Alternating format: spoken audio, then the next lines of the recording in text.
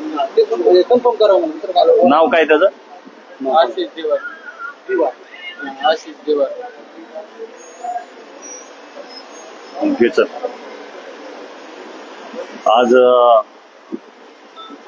बीड जिल्हा रुग्णालयामध्ये एका दलित असणाऱ्या तरुणाची पोलीस प्रशासनाकडून मारहाणीमध्ये त्याचा मृत्यू झालेला आहे. केज पोलीस स्टेशन मध्ये पोस्को अंतर्गत गुन्हा दाखल झाला असताना केज पोलिसांनी या दलित तरुणाला घरापासून तर पोलीस स्टेशन पर्यंत मारहाण केली. त्या मारहाणीमध्ये तो अत्यंत घायल झाला. घायल झाल्याच्या नंतरही त्याच्यावर कुठलीही ट्रीटमेंट केली गेली नाही. त्याला न्यायालयाच्या मार्फत बीड जिल्हा जेलमध्ये पाठवण्यात आलं, कारागृहामध्ये पाठवण्यात आलं.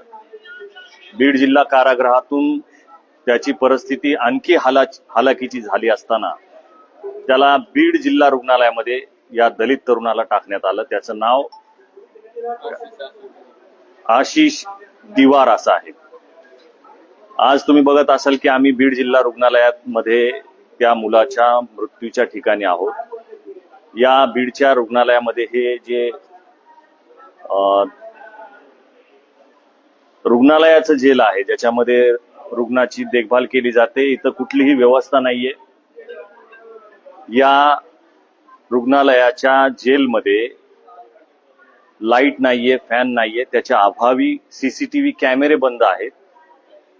जिल्हा रुग्णालयातल्या कुठल्याही डॉक्टरांनी त्याची योग्य ट्रीटमेंट केली नाही. त्याचा भाऊ इथं उपलब्ध असताना त्याला कुठलीही सूचना दिली नाही. रात्रभर तो तडपडत होता आणि तडपडल्यानंतर त्याचा आज या रुग्णालयामध्ये मृत्यू झाला. महाराष्ट्रामध्ये अशा दलित तरुणांना पोलिसांच्या माध्यमातून वारंवार मारहाण होत असते, हे आपल्याला सगळ्यांना माहित आहे.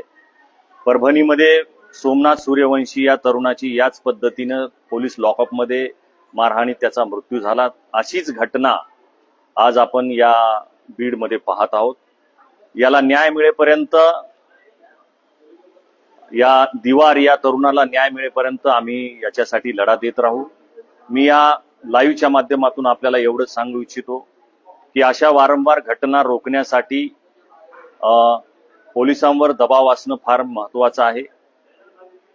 त्याच्या भावाच्या म्हणण्यानुसार, मृत्यू झालेल्या तरुणाच्या भावाच्या म्हणण्यानुसार पोलिसांनी मारहाण न करण्यासाठी त्याला काही पैशाची डिमांडही केली होती. त्या भावाने ज्या पद्धतीने सांगितलं की त्याला 2 दिवस मारत होते, त्याला पोलीस कोठडी 2 दिवसाची देण्यात आली होती, त्याच्यामध्ये प्रचंड त्याला मारहाण केली.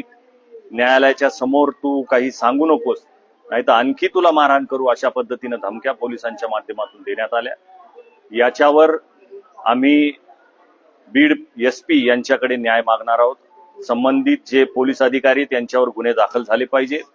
जोपर्यंत गुन्हा दाखल होणार नाही तोपर्यंत डेड बॉडी आम्ही हातामध्ये घेणार नाही. अशा पद्धतीनं जर रुग्णालय आणि पोलीस प्रशासन याच्या माध्यमातून जर दलित तरुणांच्या अशा पद्धतीनं खून होणार असतील, हत्या होणार असतील, तर याच्यावर आपण सतर्क राहिलं पाहिजे. हे प्रकरण फार गंभीर आहे, याच्याकडे गंभीर दृष्टीनंच पोलीस प्रशासनानं पाहिलं पाहिजे. लवकरात लवकर याच्यावर असणारी चौकशी समिती नेमली पाहिजे. आरोपी असणारे याच्यातील पोलीस आहेत किंवा कोण आहेत याचा शोध आपण घेतला पाहिजे. जिल्हा रुग्णालयातील जे डॉक्टर 2 दिवस इथं त्याच्या ट्रीटमेंटसाठी होते, त्याचा आमच्याकडे व्हिडिओ आहे की त्याला बांधून ठेवलं होतं पोलीस कोठडीमध्ये. या कोठडीमध्ये पलंगाला त्या आरोपीला, याला आरोपी म्हणत होते, त्याला अक्षरशः पलंगाला बांधून ठेवलं होतं. बांधून का ठेवलं होतं हा सवाल आमचा जिल्हा रुग्णालयामधल्या डॉक्टरांना देखील आहे. या सगळ्यांना आम्ही न्यायालयामध्ये खेचू. यांच्यावर सगळ्यावर गुन्हे दाखल होतील. जिल्हा रुग्णालयात सीसीटीव्ही कॅमेरे फक्त शो साठी लावलेले आहेत. आता मृत्यू झाल्याच्या नंतर या पोलीस कोठडीच्या बाहेर कूलरची व्यवस्था जिल्हा रुग्णालयाने केलेली आहे. हे सगळे खोटारडे लोक या अशा तरुणांच्या हत्येशी कारणीभूत आहेत असं आम्हाला वाटतं.